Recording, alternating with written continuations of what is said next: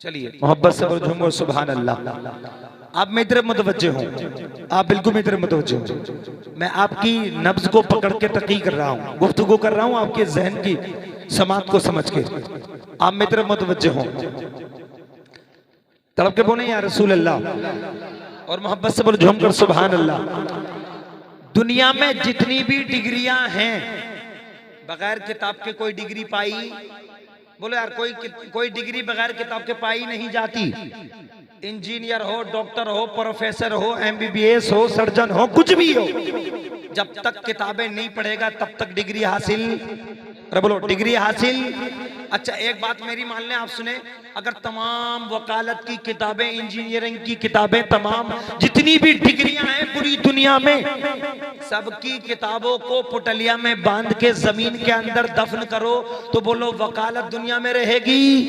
नहीं। इंजीनियर रहेगा? नहीं। डॉक्टर रहेगा? नहीं।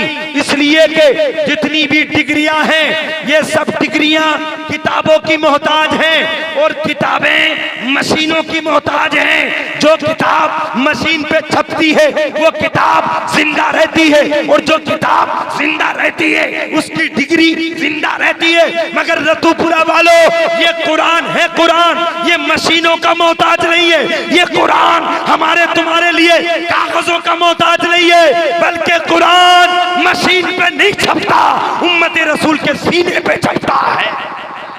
नारे तकबीर, नारे रिसालत, मसलके आला हजरत, सर जमीने रतुपुरा, अजमते कुरान, अजमते कुरान, जश्ने दस्तार बंदी, जश्ने दस्तार बंदी, नारे तकबीर, नारे रिसालत।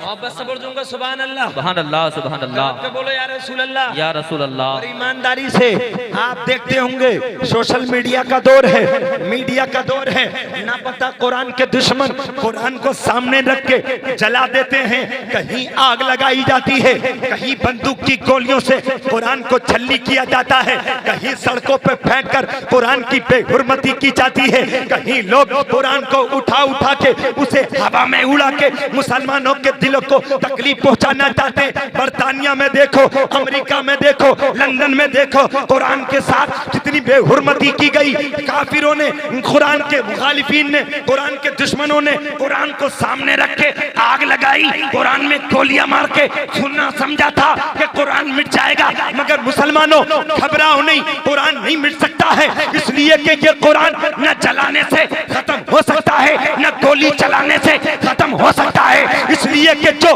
कागज में कुरान लिखा है इसे जला दोगे, कागजों का कुरान तुम खत्म कर दोगे, लेकिन मदरसा नूरुल उलूम का एक 10 साल का बच्चा सीना तान के कहेगा, ए अमेरिका, ए बर्तानिया, कागज के कुरान में आग लगा रहा है, तो लगा, ये कुरान कागज का नहीं, ये कुरान मेरे सीने में है।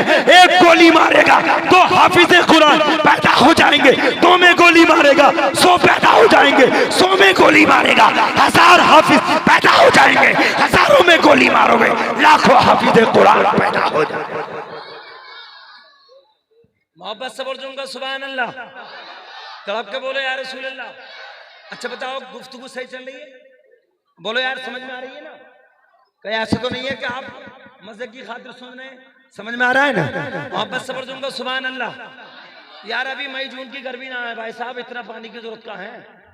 इतना पानी मत दो यार, अभी इतनी गर्मी थोड़ी पड़ रही है। मोहब्बत से बोलो सुभान अल्लाह, तड़प के बोले यार रसूल अल्लाह। बोलो कुरान सबसे अफजल किताब, बोलो कुरान, अरे बोलो कुरान सबसे अफजल।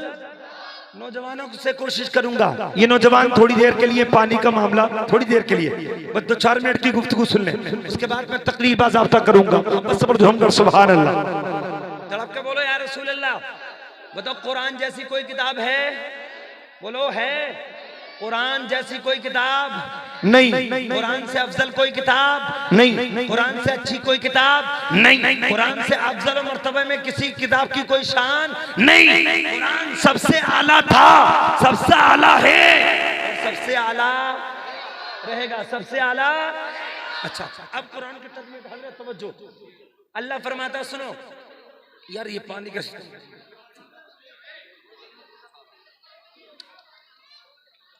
वैसे अगर चाय का टाइम दे दिया था तो अच्छा होता।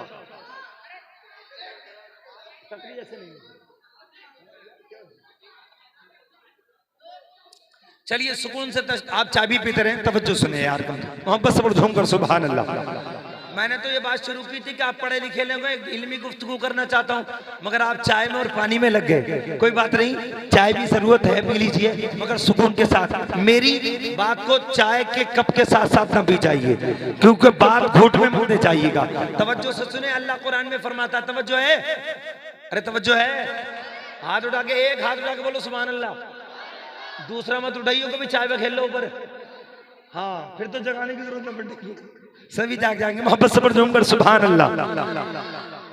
अच्छा तवज्जो, अल्लाह फरमाता लौ अंज़लना हाज़ल कुरान अला जबल, अगर ये कुरान हम किसी पहाड़ी पर नाजिल कर देते, अल्लाह फरमा रहा ये कुरान किसी पहाड़ी पर नाजिल कर देते तो लराइतहु खाशियम मुतसद्दियम मिन खशयतिल्लाह, अल्लाह के खौफ की वजह से, कुरान की पावर की वजह से पहाड़ टुकड़े टुकड़े हो जाता।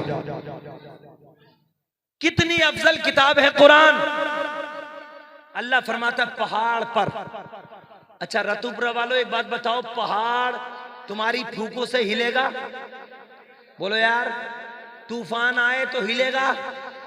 हैं? पहाड़ नहीं हिलता, तूफान आ जाए, पहाड़ अपनी जगह, समंदर सैलानी जारी कर दे, पहाड़ अपनी जगह, पहाड़ पावरफुल है, पहाड़ में ताकत है।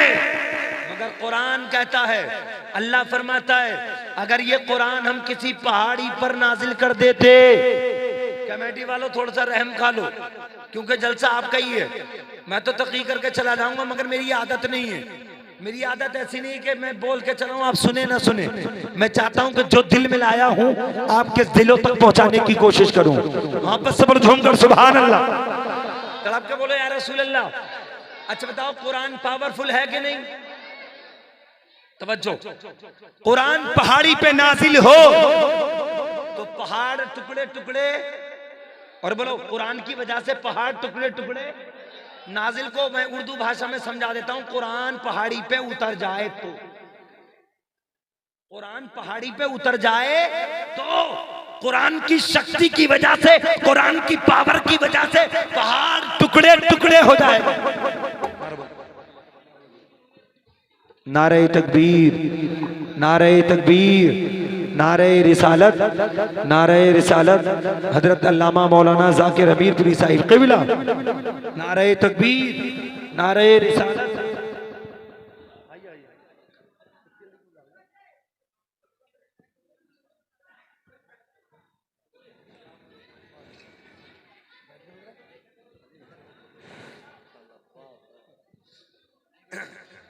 माशाल्लाह अपने चेहरे की मातों की निगाहों से दीदार कर रहे हैं खतीब माहिर इल्म फन, खतीब ज़मन हजरत अल्लामा मौलाना क़ारी ज़ाकिर हमीरपुरी साहिब क़िबला, जो अपने वक्त के और आज भी अल्हम्दुलिल्लाह बहुत से मुक़र्रिरीन हजरत की तकरीरें सुन सुन के तकरीर कर रहे हैं। अल्हम्दुलिल्लाह बहुत ही चमकता दमकता आफ्ताबो महताब खतीब अहले सुन्नत हजरत अल्लामा मौलाना ज़ाकिर हमीरपुरी साहिब क़िबला दामत बरकातुहुल आलिया बल्कुसिया रौनक स्टेज हो चुके हैं। आप हजरत के चेहरे की ज़ियारत कीजिए और दारैन की सादतों से माला माल होते रहिए। आप बस से हाथ उठा के बोलिए झूमकर सुभान अल्लाह, और तोड़ के बोले या रसूल अल्लाह। तवज्जो मेरी तरफ, तवज्जो मेरी तरफ। हजरत का आना मेरे जाने का ये एक तरह से इजाजतनामा है कि हजरत आ गए और मैं तकरीर खत्म कर दूं, मगर ये हजरत की करम नवाजी है कि माशाल्लाह हजरत छोटों को इज्जत देते आए हैं, और बड़ा वही होता है जो छोटों को इज्जत देता हो। सुभान अल्लाह, ये हजरत का मैं शुक्रगुजार हूँ। और मैंने कई जगह 12 जलसों में हजरत की मौजूदगी में तकरीर की है। हजरत का अखलाक बड़ा अजीम शान है माशाल्लाह। हजरत बड़े अखलाक के पैकर हैं, मोहब्बत करते हैं, और इंशाल्लाह आप बेहतरीन मुतरन्नम लहजे में हजरत की तकरीर सुनेंगे तो इंशाल्लाह दिल बाग बाग हो जाएगा। मोहब्बत से बोलो झूम कर सुभान अल्लाह। तवज्जो, कुरान पहाड़ी पर नाजिल हो जाए तो पहाड़ टुकड़े टुकड़े हो जाए। बोलो पहाड़, पहाड़। अच्छा एक बात बताओ रतुपुरा वालों, तूफान या आंधी में पहाड़ हिलता है? नहीं हिलता। मगर आपका 8 साल का बच्चा, 10 साल का बच्चा घर के 2 मंजिल छत पे खड़ा हो जाए, वो खतरनाक तूफान आ जाए, तो बताओ तुम्हारा बच्चा तूफान में रुकेगा? नहीं रुकेगा। इसलिए कि हवा इतनी तेज है, 10 साल के बच्चे को ऊपर से नीचे गिरा सकती है। बच्चे में इतनी पावर नहीं जो तूफान की ताकत को झेले, जो हवा की ताकत को झेले। मगर कुरान का फलसफा, कुर्बान जाओ खुदा के कुरान की शान पर। अल्लाह फरमाता है ये कुरान पहाड़ी पे नाजिल कर दे तो पहाड़ टुकड़े टुकड़े हो जाए। और यही कुरान मदरसा नूरुल उलूम में पढ़ने वाला 10 साल का बच्चा इसके 300 पारे अपने सीने में महफूज कर लेता है। यार समझ में नहीं आया? ये कुरान पहाड़ी पे जाए तो पहाड़ टुकड़े टुकड़े हो जाए, और यही कुरान एक 10 साल के बच्चे के सीने में आ जाता है तो सीना क्यों फट नहीं जाता? समझ में आई बात? नहीं, सीना क्यों नहीं फट जाता? यह कुरान तो कुरान है ना। पहाड़ी पे नाजिल हो तो पावरफुल है, सीने में आए तो पावरफुल है, पहाड़ी पे जाए तो भी ताकतवर है, हमारे सीनों में आए तो भी ताकतवर है। मगर रतूपुरा वालों, एक मिसाल समझाना चाहता हूँ, तवज्जो से सुने, दिल की तख्ती पे नोट करें। अच्छा ये लाइट आ रही है कि नहीं? अरे बोलो, उजाला हो रहा है? आपकी मस्जिद में लाइट जलती है, पंखे चलते हैं, और मदरसे में फ्रीज चलता है, वॉशिंग मशीन घरों में चलती है। अच्छा एक बात बताओ, अगर आपकी बस्ती में 11,000 की लाइन या 36,000 की लाइन डायरेक्ट आए और मौलाना हाशिम साहब मस्जिद के डायरेक्ट तार 11,000 की लाइन पे लगाएं, तो ईमानदारी से बताओ कोई पंखा चलेगा? बोलो यार, फ्रीज चलेगा? समरसेबल चलेगा? क्यों? इसलिए कि लाइट तो है मगर वो सुपर पावर है। तुम्हारे मस्जिदों के तारों में इतनी ताकत नहीं जो 11,000 की पावर को बर्दाश्त कर सके, झेल सके। वही 11,000 की लाइन क्रॉस करते करते एक महल्ले में एक कोने पे ट्रांसफार्मर रखा होता है, वो 11,000 की लाइन ट्रांसफार्मर में टच होती है। ट्रांसफार्मर उसकी 11,000 की शक्ति को अपने सीने में झेलता है, फिर ट्रांसफार्मर दूसरी तरफ से लाइट सप्लाई करता है। वो 11,000 की लाइन पहले भी 11,000 थी, ट्रांसफार्मर से टच हुई तब भी 11,000 है, लेकिन जैसे ही ट्रांसफार्मर से टच हुई तो अब ट्रांसफार्मर ने उसकी ताकत को, उसकी पावर को अपने सीने में महफूज करके जब दूसरी तरफ को सप्लाई किया तो नूरुल उलूम में भी उजाला, मस्जिद में भी उजाला, घरों में भी उजाला, सब पंखे चल रहे। पता चला अगर डायरेक्ट तार डालो 11,000 पर तो ये डायरेक्ट तार चलाने से पंखा नहीं चलेगा, फ्रिज नहीं चलेगा, कूलर नहीं चलेगा। बिल्कुल इसी तरीके से मुसलमानों, अगर ये कुरान डायरेक्ट पहाड़ी पे जाता तो पहाड़ टुकड़े टुकड़े हो जाता। ये कुरान डायरेक्ट हमारे सीने में आता, हमारा सीना छल्ली हो जाता। मगर इस कुरान की पावर हमारे सीने में डायरेक्ट नहीं आई, बल्कि कुरान की पावर मदीने में मेरे मुस्तफा के सीने में कुरान गया। मेरे नबी ने इस कुरान की पावर को सीने में महफूज किया। मुस्तफा ने इस कुरान की पावर को सिद्दीक़ अकबर की तरफ सप्लाई किया, उमर की तरफ सप्लाई किया, उस्मान गनी की तरफ सप्लाई किया, मौला अली की तरफ सप्लाई किया, मौला अली ने ताबईन की तरफ, ताबईन ने औलिया अली की तरफ सप्लाई।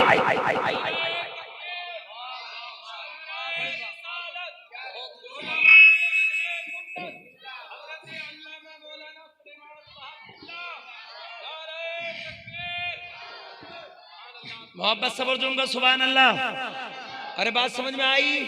11,000 पे डायरेक्ट तार डालोगे तो कुछ जलने वाला नहीं है। वही 11,000 की लाइन ट्रांसफार्मर से टच हो जाए, ट्रांसफार्मर सप्लाई कर दे तो सब में उजाला। मुस्तफा के सीने में कुरान की महफूज, कुरान की पावर नबी के सीने में, मेरे मुस्तफा ने कुरान की पावर को सीने में जज्ब किया, मेरे मुस्तफा ने कुरान की पावर को सीने में अपने बर्दाश्त किया। और फिर मुस्तफा ने कुरान पाक की पावर को सिद्दीक़ अकबर की तरफ, उमर फारूक आजम की तरफ, उस्मान ज़ुन्नुरैन की तरफ, मौला अली की तरफ, तमाम सहाबा की तरफ सप्लाई किया। और तमाम सहाबा ने ताबईन की तरफ, ताबईन ने तबे ताबईन की तरफ, तबे ताबईन ने औलिया कामिलीन की तरफ, औलिया कामिलीन ने उलमा की तरफ, और उलमा ने हम बच्चों के सीने की तरफ कुरान को। मोहब्बत सबर दूंगा, सुभान अल्लाह। ये तो बात थोड़ी अंदर की हो गई। अब मैं आपको बिल्कुल बाहर की सुनाता हूँ खुलासा, जो आपके बात समझ में आ जाए। मोहब्बत से बरजूंगा सुभान अल्लाह, तड़प के बोलो या रसूल अल्लाह। बोलो कुरान जैसी कोई किताब है? कुरान से अफजल कोई किताब है? कुरान जैसी किसी की शान है? नहीं। अब मैं आपको बताता हूँ। अच्छा बताइए, वो बच्चा कहाँ है जो हाफिज़ कुरान है? अच्छा एक बात बताएं, वो बच्चा कितनी उम्र होगी? 14 साल का बच्चा, वो जिसके दस्तारे हिफ्ज़ होना है अभी, वो बच्चा 14 साल का बालिग हो जाए, और बालिग होने के बाद मौलाना हाशिम नहीं इमाम साहब, अरे मौलाना हाशिम इमाम साहब, अगर इत्तिफाक से मौलाना हाशिम साहब छुट्टी लेके चले जाएं और ज़ोहर की नमाज का वक्त हो और तमाम नमाजी मस्जिद में आ जाए, नूरी मस्जिद भर जाए, इमाम साहब ज़ोहर की नमाज के वक्त ना हो और सामने खड़े हों वही हाफिज जी जिनके दस्तारे हिफ्ज़ से नवाजा जाएगा, ज़ोहर की नमाज का वक्त हो, इमाम साहिब मौजूद ना हो, वो हाफिज कुरान मस्जिद के सहन में वुजू करके सुन्नतें पढ़ रहा हो, अब मुल्ला जी की नजर जाएगी, खजानची की नजर जाएगी, इमाम साहब तो नहीं है मगर हाफिज साहब तो हैंगे, इनसे नमाज पढ़वा लो। अब वो हाफिज साहब जो नूरुल उलूम में दस्तारे हिफ्ज़ से नवाजा जाएगा, वो हाफिज कुरान मस्जिद में खड़ा है, ज़ोहर की नमाज है, मतवल्ली साहब कह रहे हैं आइए हाफिज साहब तुम ही नमाज पढ़ा दो, मालदार कहता है तुम ही नमाज पढ़ा दो। अरे वो तो बच्चा था, छोटा सा बच्चा, जिसका तुम सलाम का जवाब नहीं देते थे, जिसको तुम मोहब्बत से देखते नहीं थे, मगर वो गरीब का बच्चा कुरान पाक की पावर को सीने में बर्दाश्त करके जब ज़ोहर की नमाज का वक्त होता है, इमाम साहब नहीं होते, तो वो गरीब का बच्चा, वो यतीम बच्चा, वो मिस्कीन बच्चा, वो फकीर का बच्चा मुसल्ले पे खड़ा हो गया। अब रतुपुर का अगर कोई मालदार हो, जब आके देखेगा इमाम साहब नमाज पढ़ा रहे, तो फिर ये नहीं कहेगा मैं तालिबे इल्म के पीछे खड़ा हूँ, ये नहीं कहेगा मैं गरीब के पीछे खड़ा हूँ, ये नहीं कहेगा मैं बच्चे के पीछे खड़ा हूँ। मालदार कहेगा पीछे इस इमाम के, जिम्मेदार कहेगा पीछे इस इमाम के, मुखिया कहेगा पीछे इस इमाम के, खजांची कहेगा पीछे इस इमाम के, उस्ताद आएगा ये कहेगा पीछे इस इमाम के, बाबा जाए कहेगा पीछे इस इमाम के, दादा आ जाए कहेगा पीछे इस इमाम के।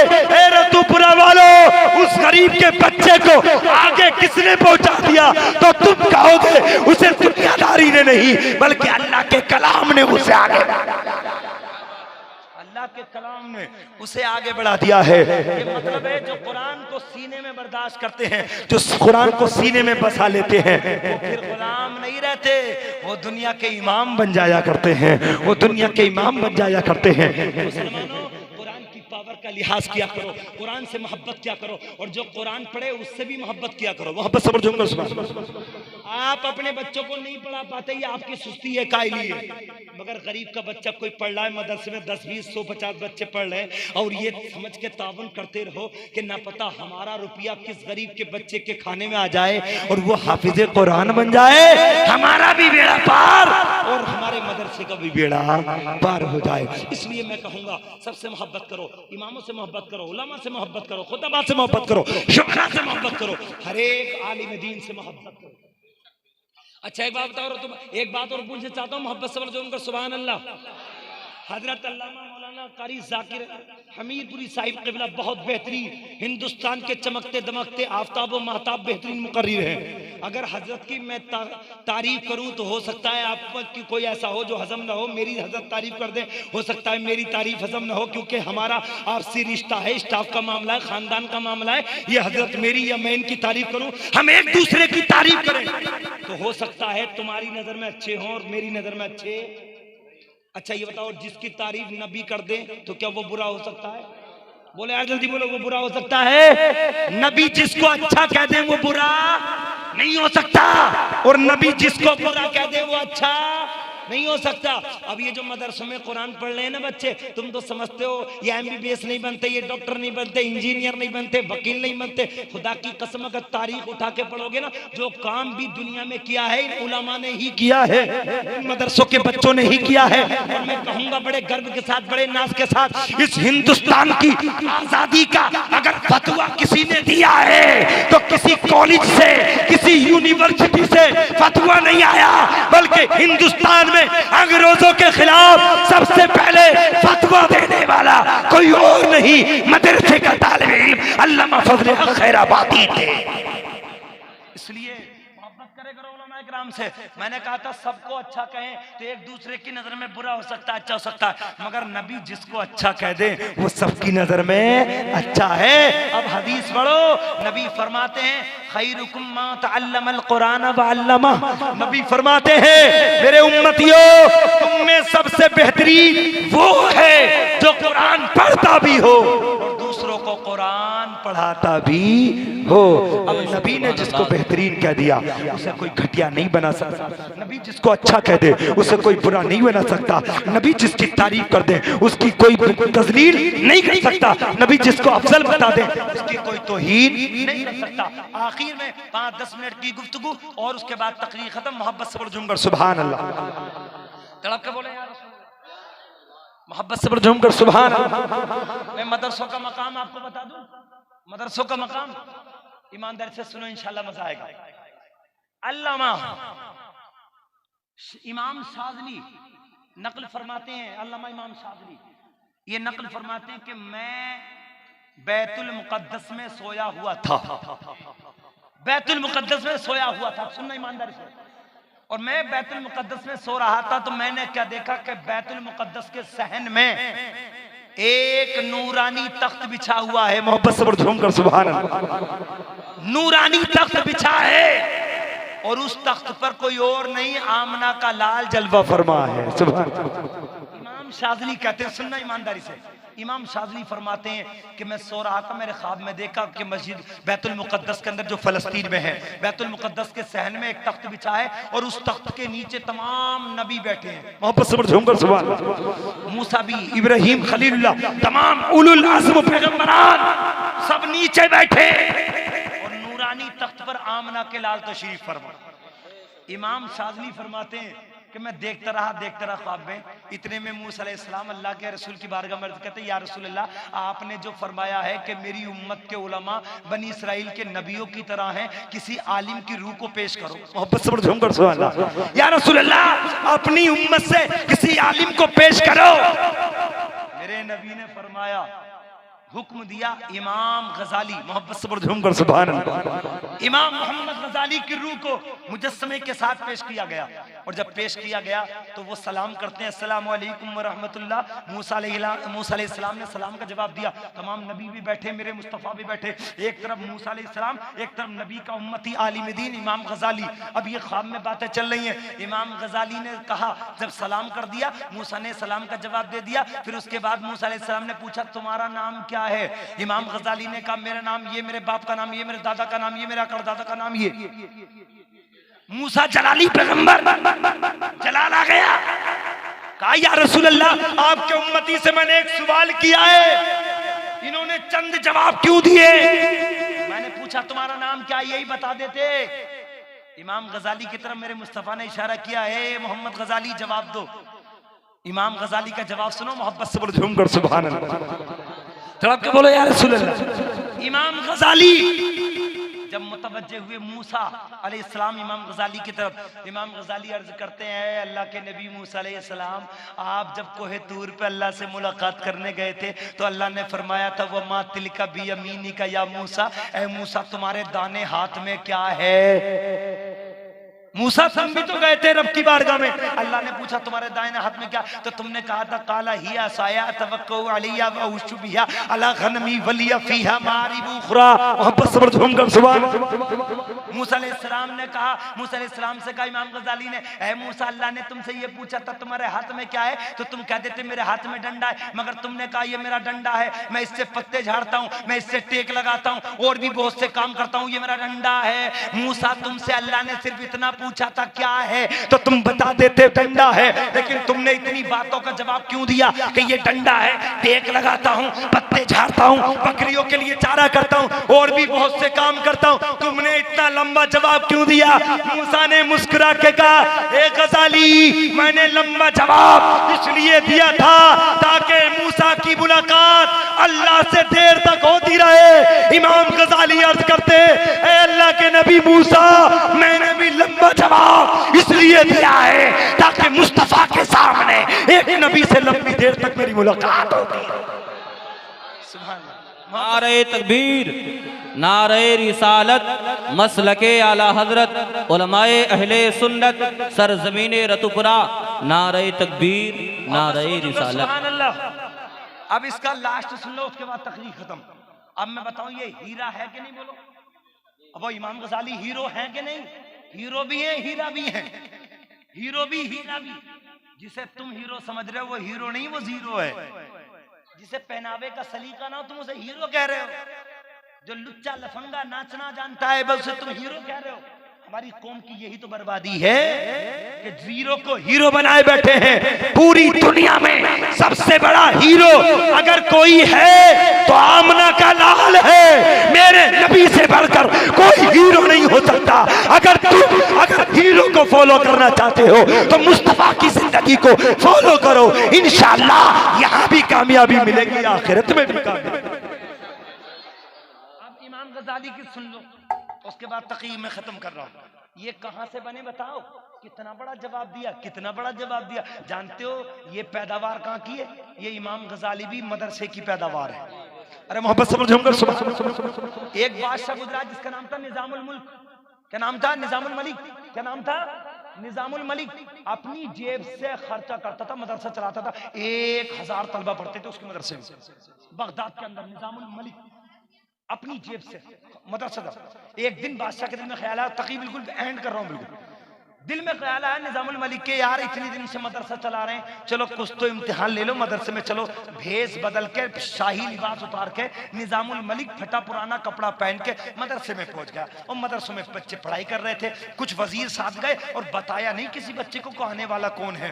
फकीराना लिबास में गए थे। निजामुल मलिक ने एक बच्चे से पूछा, ए बच्चे पढ़ रहे हो? कहा अल्हम्दुलिल्लाह पढ़ रहे हैं। क्या हाफिज बनोगे? कहाँ बनेंगे। कारी बनोगे? कहाँ बनेंगे। कि क्या करोगे? बोले मेरे अब्बा वजीर हैं, अगर अब्बा मर गए तो वजीरी किस पे जाएगी, इसलिए पढ़ रहा हूं ताकि अब्बा की डिग्री मुझे ही मिल जाए। दूसरे बच्चे का हाथ पकड़ा निजामुल मलिक ने, कहा बेटे किस लिए पढ़ रहे हो? बोले मेरा बाप बादशाह का बहुत करीबी है, अगर वो मेरा बाप मर गया तो करीबी कुर्बत हासिल करने के लिए मैं पढ़ रहा हूं ताकि मेरे पास इल्म होगा तो मैं बादशाह की कुर्बत इख्तियार करूंगा। सारे बच्चों से पूछा, सबने यही जवाब दिया। बादशाह को गुस्सा आ गया, कहा ताला लगा दो मदरसे में। ऐसे मदरसे से कोई फायदा नहीं जहां दुनिया हासिल करने के लिए बच्चे पढ़ रहे हैं, दीन के लिए कोई नहीं पढ़ रहा। बादशाह ने हुक्म जारी किया। अभी गेट के करीब आया ही था, दरवाजे के करीब एक बच्चा दरवाजे के बिल्कुल करीब चिराग पास में रखा था, शाम का इंतजाम करे हुए था और किताब खोल के अल्लाह अल्लाह कर रहा था। सुभान अल्लाह। छोटा सा बच्चा, 8 या 10 साल की उम्र इस बच्चे की। बादशाह से कहा वजीर ने, हुजूर सब बच्चों का इम्तिहान ले लिया, इस बच्चे से भी पूछ लो ये बच्चा क्यों पढ़ना चाहता है। बोले नहीं सबका एक ही नजरिया। बोले नहीं हुजूर कुछ पूछ लें। बादशाह रुक गया। कहा बच्चे सलाम किया, बच्चे ने सलाम का जवाब दे दिया। कहा बच्चे हम कुछ पूछना चाहते हैं। इस बच्चे ने मुस्कुरा के कहा ये वक्त पूछने का नहीं, ये वक्त पढ़ने का है। अल्लाह अकबर। ये वक्त पूछने का नहीं, ये वक्त पढ़ने का है। कहा तुम हमें नहीं जानते हो हम कौन है। उस छोटे से बच्चे ने कहा तुम जो होगे वो अपने लिए होगे, मुझे नहीं जानते, मैं मुस्तफा के घर का मेहमान हूँ। सुभान अल्लाह। कहा मैं बादशाह निजामुल मलिक हूँ। हाँ आप बादशाह होंगे, आपकी परवाह उन्हें होगी जिन्हें आपसे जरूरत होगी। हमें दुनिया के बादशाह की जरूरत नहीं, मदीने के मुस्तफा की जरूरत है। सुभान अल्लाह। वो बच्चा किताब पढ़ता रहा। जब खुद रिक्वेस्ट की, गुजारिश की बादशाह ने, एक मिनट बेटे एक बात तो सुन लो, एक बात जवाब दे दो, उसके बाद मैं तुमसे कुछ नहीं कहूंगा। उस बच्चे ने किताब बंद की। कहा बादशाह ने, ये बेटे ये बताओ तुम किस लिए पढ़ रहे हो? हाफिज बनोगे, कारी बनोगे, आलिम बनोगे, मुफ्ती बनोगे, मुहद्दिस बनोगे, किस लिए बनोगे? उस बच्चे ने जवाब दिया कि अल्लाह की पहचान कहीं और नहीं होगी, रसूलुल्लाह के घर में मदरसे में पहचान होगी। अल्लाह किसे कहते हैं, रसूलुल्लाह किसे कहते हैं, दीन किसे कहते हैं, हदीस किसे कहते हैं, अल्लाह राजी कहां से होगा ये पता दुनिया से नहीं मदरसे से चलेगा। इसलिए पढ़ रहा हूं ताकि अल्लाह भी राजी हो जाए, अल्लाह का रसूल भी राजी। जानते हो ये बच्चा कौन है? यही बच्चा इमाम गजाली है। सुभान अल्लाह। यही बच्चा इमाम गजाली है। जब बादशाह ने ये बात सुनी तो वजीरों से कहा, ए वजीरों अब मदरसे में ताला मत लगाओ, हम 999 बच्चों की हरकत बातों को नहीं देखते, इस प्यारे बच्चे की प्यारी जिंदगी को देखते हैं। अगर इन 1000 बच्चों में एक बच्चा भी कामयाब हो गया तो मेरा पैसा खर्च करना कामयाब हो जाएगा। इसलिए रतूपुरा वालों, मदरसे की इज्जत करो, मदरसे में पढ़ाने वालों की इज्जत करो, तालिब इल्म से मोहब्बत करो। इंशाअल्लाह ना पता कौन सा बच्चा हाफिज कारी आलिम बन जाए, तुम्हारी जिंदगी का भी बेड़ा पार हो जाए और तुम्हारी जिंदगी के बाद आखिरत का भी बेड़ा पार हो जाए। अल्लाह की बारगाह में दुआ करता हूँ, मौला मेरे बोलने में आपके सुनने में जो कसदन सहवन गलती हो हुजूर के सदक़े में माफ फरमाए। अगर कोई जुमला ऐसा निकल चुका हो जिससे तौबा मुझ पर आयद हो गई हो तो मैं आप सबके सामने तौबा करता हूँ। अस्तगफिरुल्लाह रब्बी मिन कुल्ली ज़ंबिन व अतूबु इलैह। आखिर दावाना अनिल हम्दुलिल्लाहि रब्बिल आलमीन। अस्सलामु अलैकुम।